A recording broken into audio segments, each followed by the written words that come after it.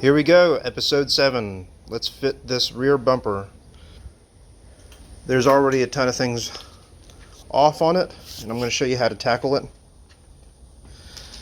The main concern is to make sure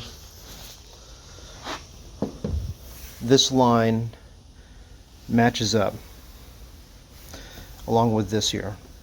The goal here is to, one, get it fitted perfect, have very minimal gaps, make sure it all flows, and the lines match up. Right off, I can already tell you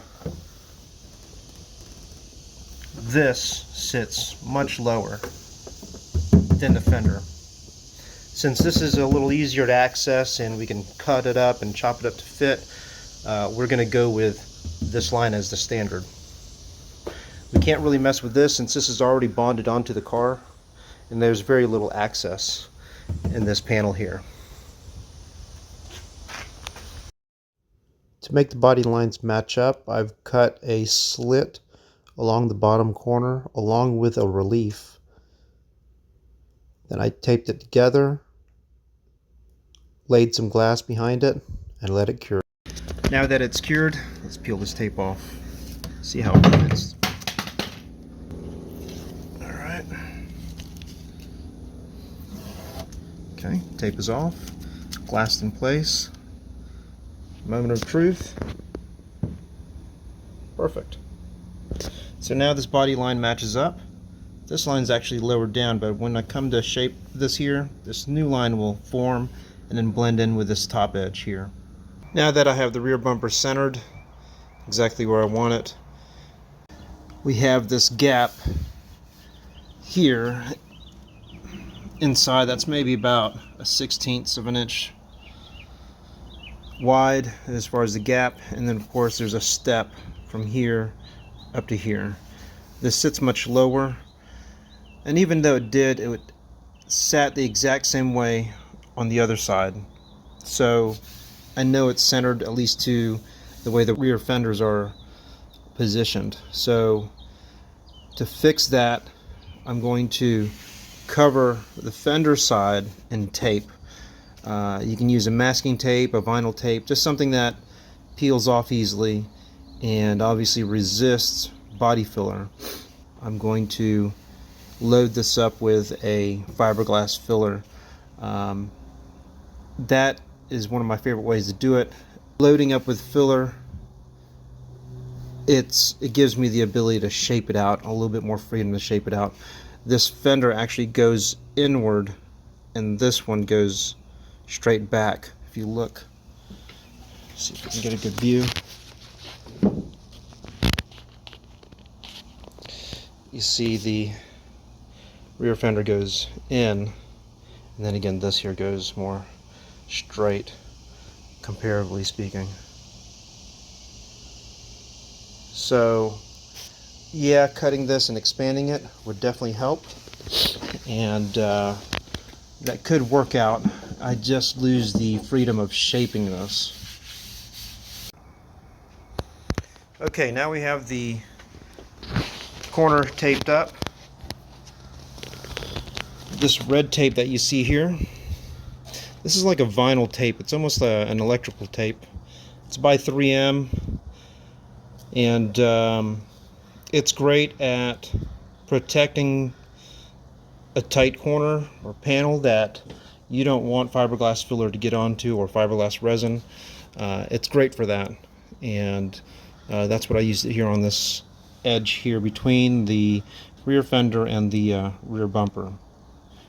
Now I showed you the roll, and as you can see I'm running low on it, so I wrapped up the most pertinent area that I want to keep the filler off of, and then the rest was just a inexpensive paper masking tape.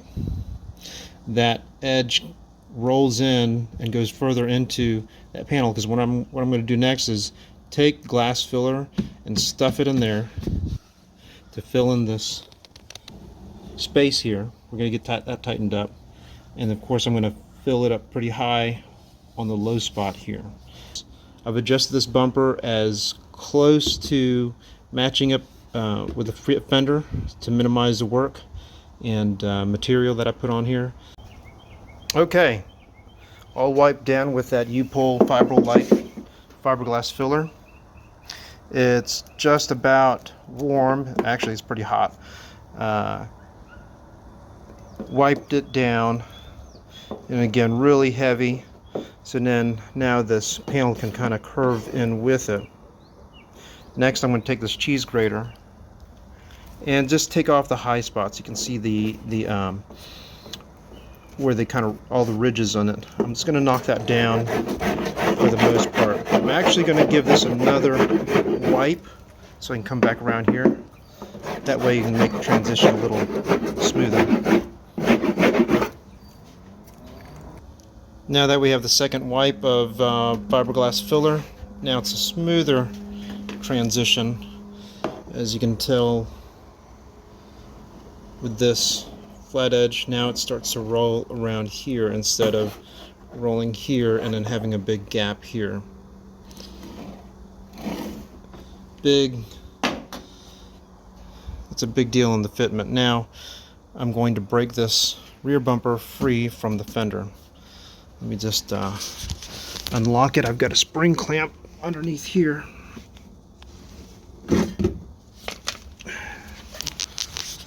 Then just a little pin to hold this in. Now I can just wiggle.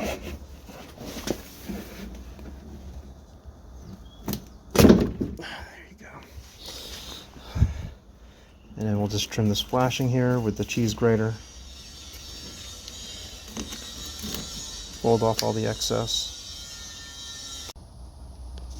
So once you get all that flashing broken off, you'll block this down with a really aggressive grit. I use a 60 grit or even a 40 grit on a block and go back and forth here. This has been worked also with a DA with 40 grit. Just a random orbital DA to get this knocked down. In the end, here's what you'll end up with is a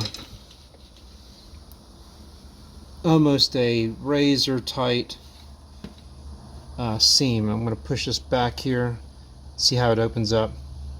Now we're not going to leave it like that. That sharp edge there will be prone to cracking. You'll actually run a 220 or a 150 grit, and you'll actually get it to kind of round off the edges. This is the other side, and I'm going to kind of mock this up as close as I can. And this is what you're eventually going to end up here. If you can look closely, the edges are rounded off. That will resist cracking, paint chipping, that sort of nature here. So this does not have a clamp in, so it's just going to kind of spring out.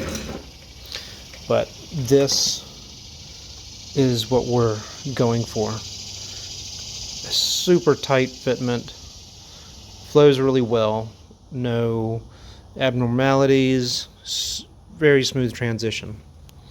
Now this is finished off in that U-Pole Fiberlite glass filler. This entire panel will get wiped down with a lightweight filler just to bring it in all together. There are some dips from this transition. There's a little low spot here that goes along here, a little low spot here, and of course all the kind of the dimpled craters that fiberglass filler leaves behind.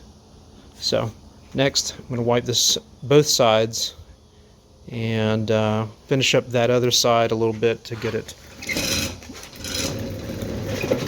to the left hand status. So that's just simply running a 150 grit on the edge. A little bit of 150 and see how much of a difference just a little bit makes.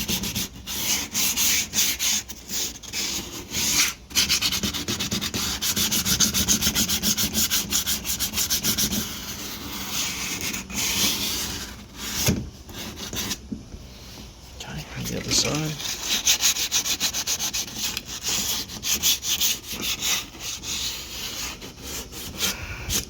To work that a little bit more, but let's see how much of a difference that made.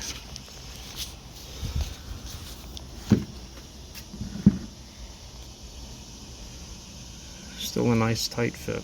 And that's what we're looking for.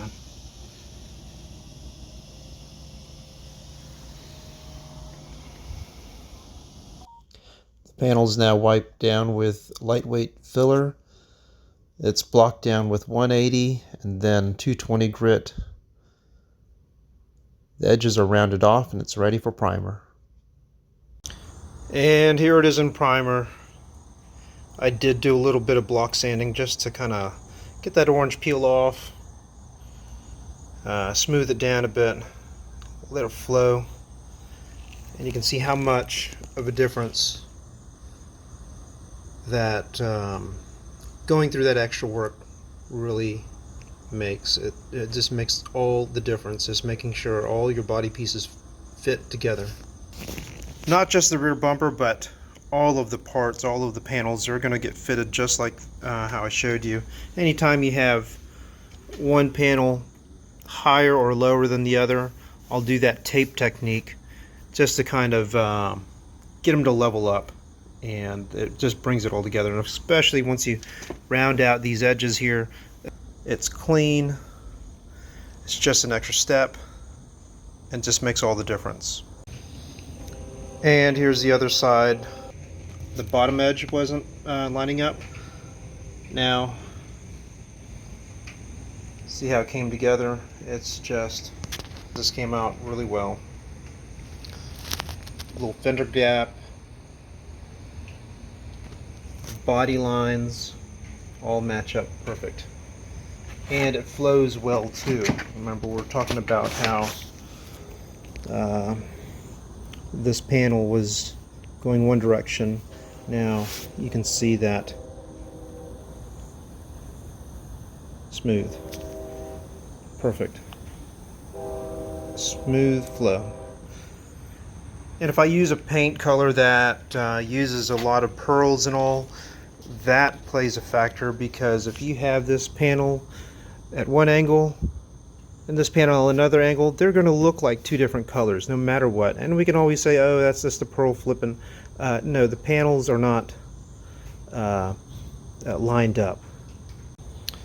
So there you have it. That'll conclude episode 7. The next part I'll work on will be the front fenders, or maybe the rear bumper. I'm not sure yet.